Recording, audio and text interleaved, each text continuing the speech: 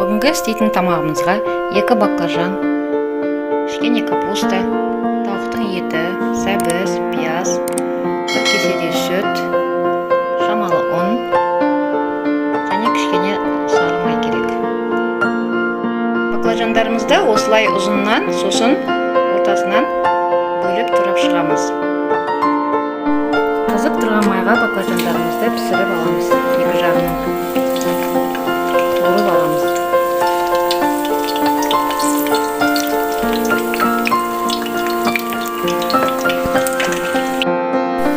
Осылай 2 жағын қызартып қуырып аламыз да. Енді майдың артынан, баклажанның артынан тауықты қуырамыз.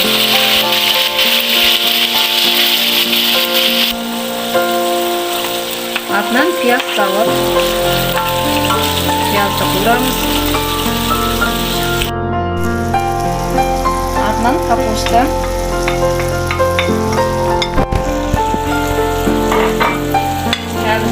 салып, қуырып аламыз.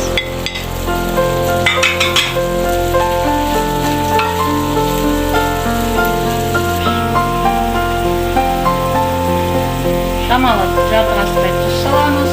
Бұрыш керек болса бұрыш салыңыздар, алсаңыздар болады.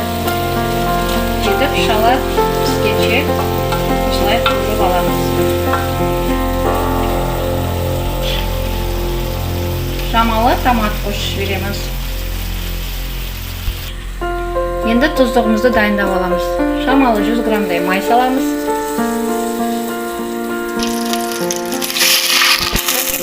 Сүт құямыз.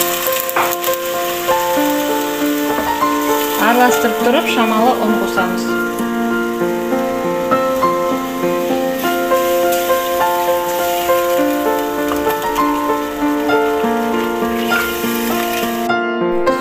Дайын. Енді ары қарай формаға саламыз қазір. Бірінші соусымызды құямыз шамалы астына. Одан кейін баклажандарды қойып шығамыз. Қайтадан соус қойып шығамыз. Үстіне саламыз.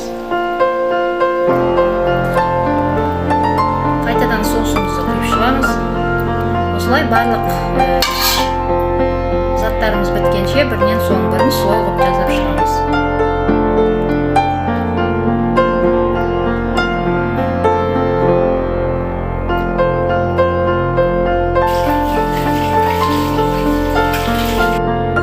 Ең үстіне қалған соустың қалғанын құйып